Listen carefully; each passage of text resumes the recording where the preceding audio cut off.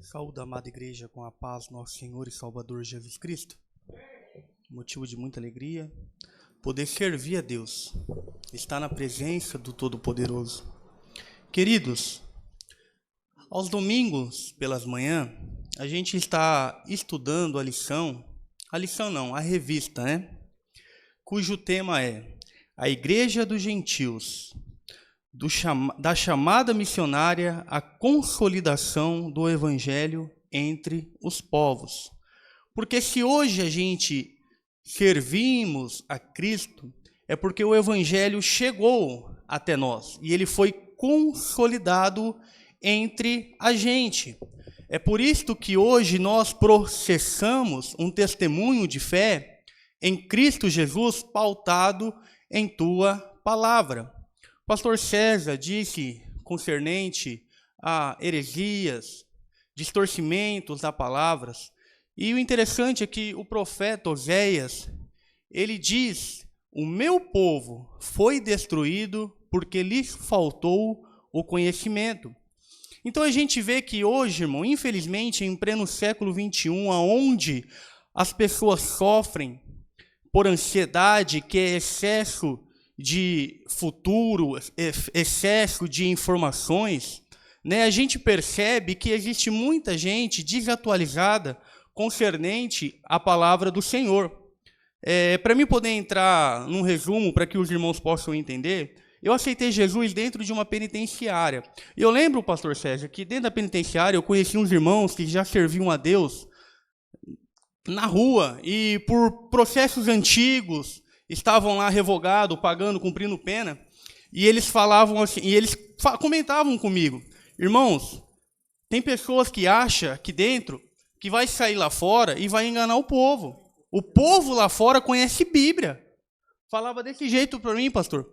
Só que, infelizmente, irmão, a gente olha a nossa realidade, não estou falando da nossa igreja aqui, que nosso pastor procura sempre bem nos instruir, mas a realidade em geral, irmão. Muitas pessoas desconhecem a Bíblia, desconhecem a autoridade que possui no nome de Jesus Cristo, desconhecem o poder que o Evangelho tem, a missão da igreja, e tudo isso por falta de conhecimento, de estudar a palavra de Deus. É mais fácil a gente pegar o celular, assistir vídeos na internet, do que a gente pegar a Bíblia e começar a fazer leitura e se edificar e se fortalecer na palavra. Né? Pedro, ele diz que devemos crescer na graça e no conhecimento. A graça, irmão, é dada por intermédio de Jesus. Mas o conhecimento é a gente que busca na pessoa de Cristo por intermédio do Evangelho. E compete a nós buscar esse conhecimento para a glória de Deus. Como eu disse, a gente está estudando a revista A Igreja dos Gentios, da chamada missionária à consolidação do Evangelho entre os povos. A lição de número 3, que foi estudada hoje, no dia 19, ela traz o tema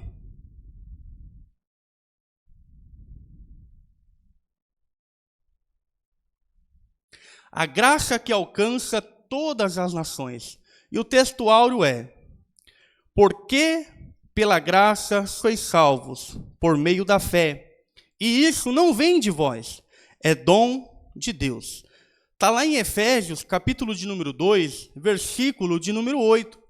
Né? E o comentarista dessa lição, que é o pastor Wagner Gabi, de Curitiba, ele diz, né, na verdade prática: e pela graça que somos alcançados, perdoados e reconciliados com Deus. Qual que é a importância, irmão, da gente entender a graça de Jesus Cristo a nós pecadores? O apóstolo Paulo, ele vai dizer que todos pecaram e destituídos estávamos da glória de Deus.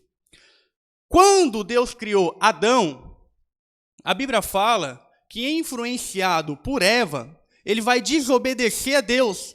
E nessa desobediência rompe um relacionamento com o Senhor. De maneira que o casal é colocado para fora dos jardins e passa a viver uma vida onde a morte passa a lhes alcançar e o pecado passa a influenciar as atitudes humanas. Só que o interessante é que, a partir daí, há um rompimento, uma divisão entre o homem e Deus, entre Deus e o homem. Então há uma separação. Aí a gente percebe que o povo só vai deteriorando, cada vez mais piorando, se corrompendo, o pecado se proliferando e as pessoas sempre se distanciando de Deus. Só que desde a criação do Jardim do Éden, irmão, Deus ele já tinha um plano de salvação para toda a humanidade. Porque a vontade de Deus não é que alguém se perca, é que ninguém venha se perder, que todos venham a ser salvos e tenham o conhecimento da verdade. Então a vontade de Deus é que todos se arrependam, reconheçam Jesus Cristo como teu único e suficiente Salvador e desfruta da graça por intermédio da fé em Cristo Jesus. Entrando, para mim poder resumir e concluir, o que é graça, irmão? A palavra graça, ela significa favor imerecido, bondade, misericórdia. É algo que eu não merecia, é algo que você não merece, é algo que nós não merecemos. Independente do que façamos, independente do que fazemos, a gente não merece a graça de Deus.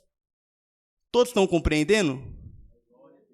A gente não merece a graça de Deus. Só que aprove a Deus manifestar a sua graça para conosco, para que a gente pudéssemos fazer parte da salvação, ter o nome escrito no livro da vida e desfrutar de uma comunhão íntima com Deus por intermédio do Espírito Santo, pelo sangue de Jesus Cristo derramado no Calvário, lá no Gólgota, na cruz. Aí para que os irmãos possam entender, né, qual que é um engano que muitas das vezes as pessoas se deixam se levar na nossa atualidade. O versículo que foi lido, a graça se manifesta através da fé em Cristo Jesus. Então isso não é por obras, não é pelo aquilo que eu pratico, não é pelo aquilo que eu faço, não é pelo aquilo que eu falo. É um dom que Deus gerou dentro do meu coração. É como eu comentei hoje de manhã na escola dominical. Infelizmente, nem todos receberão esse dom. Embora Deus queira que todos sejam salvos. Mas por quê? Porque, irmão, tem pessoas que não conseguem assimilar e crer que o anjo Gabriel desceu em Nazaré, conversou com uma virgem chamada Maria, falou para ela que ela conceberia e daria à luz a um filho, que este filho seria filho do Altíssimo, que ela conceberia do Espírito Santo sem ter uma relação íntima com o homem.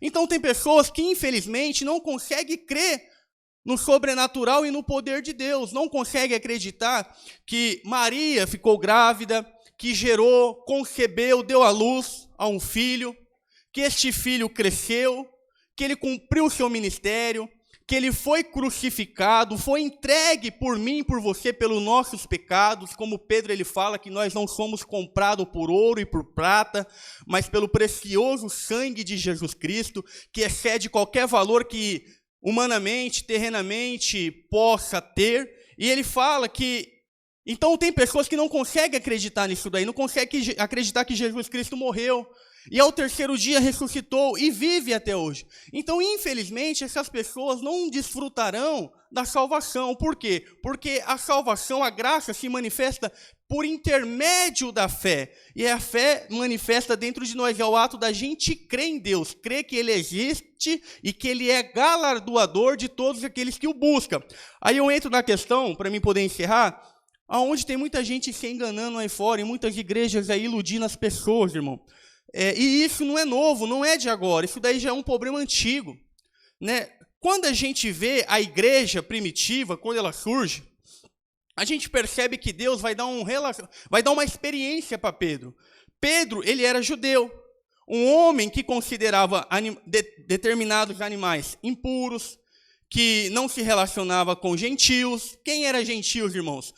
Pessoas que não pertenciam à nação de Israel, que não eram consideradas judeus. Então, estes, assim como nós, éramos considerados gentios. Então, Deus vai dar uma experiência para Pedro entender que Deus não fazia e não faz acepção de pessoas, extinção de pessoas. Qual que é a experiência que Pedro vai ter? Deus vai visitar um homem chamado Cornélio. Cornélio é um centurião romano. É um cidadão de Roma, um soldado romano, que tinha 100 soldados à sua disposição, mas a Bíblia fala que ele era um homem piedoso e que dava esmola, e que orava a Deus. E a Bíblia fala, irmão, que ele orando, aparece um anjo do seu lado e fala para ele enviar alguém até Jope e chamar Simão Pedro, que estava na casa de um certo Simão curtidor. E Cornélio, ele obedece, ele envia pessoas para poder chamar Simão Pedro. Quando eles estão indo, Deus vai visitar Pedro em visão. A Bíblia vai dizer que ele vai ter uma visão como se o de um lençol que se desenrola do céu. Ele vê as 4 pontas dado nó atada e animais quadrúpedos que pela lei mosaica era considerado impuro. E ele ouviu uma voz: mata e coma. Mas ele dizia para aquela voz: Senhor, nunca coloquei nada impuro na minha boca. E assim se sucedia. Então aquela visão se repetiu por algumas vezes até que desapareceu. Aí de repente chega pessoas na porta procurando Simão. Aí o Espírito Santo fala para ele: Simão, acompanha-os, pode ir sem medo. Aí Pedro recebe aqueles homens enviados por Cornélio, vai com eles no outro dia até a casa de Cornélio. Quando chega lá na casa de Cornélio, a palavra do Senhor conta que eles estão ali para que você possa entender a questão da graça, da manifestação e do engano que muita gente está querendo fazer aí fora. Quando eles chegam ali, o que acontece, irmãos? Eles estão lá.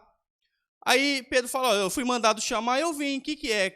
Aí Cornélio fala para ele: é que eu tive uma visão de um anjo que pediu para me te chamar, que você anunciaria para nós as palavras da salvação. Então Pedro começa a pregar o evangelho de Jesus Cristo para Cornélio.